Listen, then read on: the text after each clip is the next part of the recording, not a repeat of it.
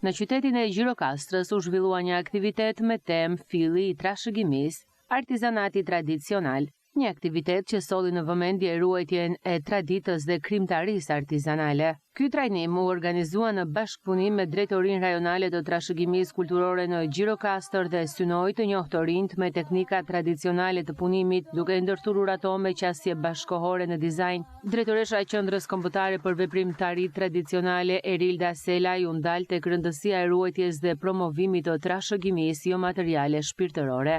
Një event që në fakt është një seri punëtorisht trajnuese për sa i përket teknikave të ndryshme, të endjes, të qëndijstarisë, por edhe të thurjes. Dhe artizanati i Gjirokastrit mund të themi që është ndër më të mirët, jo vetëm në vend, por edhe në Ballkan. Dhe teknikat e tyre janë të mrekullueshme të zonjave të Gjirokastrës.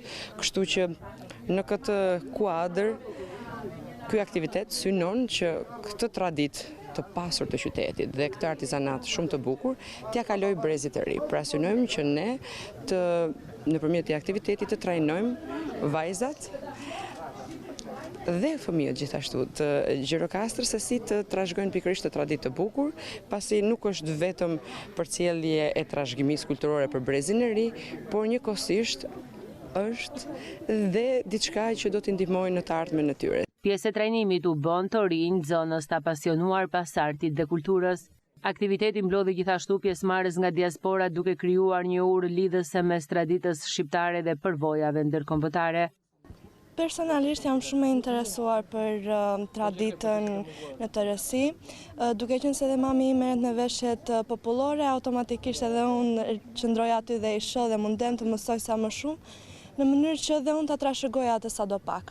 Kam ndihmuar mami në disa punë të vogla, me sa kam patur mundësi. Na sot jemi këtu për pjesën katë komuniteteve të Herbresh, sa ku të shpjegarmi vesat katone, sa ku të bëmi të njohmi cilët janë tradicionet që kemi mbatur për 500 vjetë. Jemi shumë kontent të jemi këtu. Ky aktivitet vjen si një hap i rëndësishëm drejt përfshirjes së brezit të ri në ruajtjen dhe zhvillimin e identitetit kulturor shqiptar përmes artizanatit dhe modës.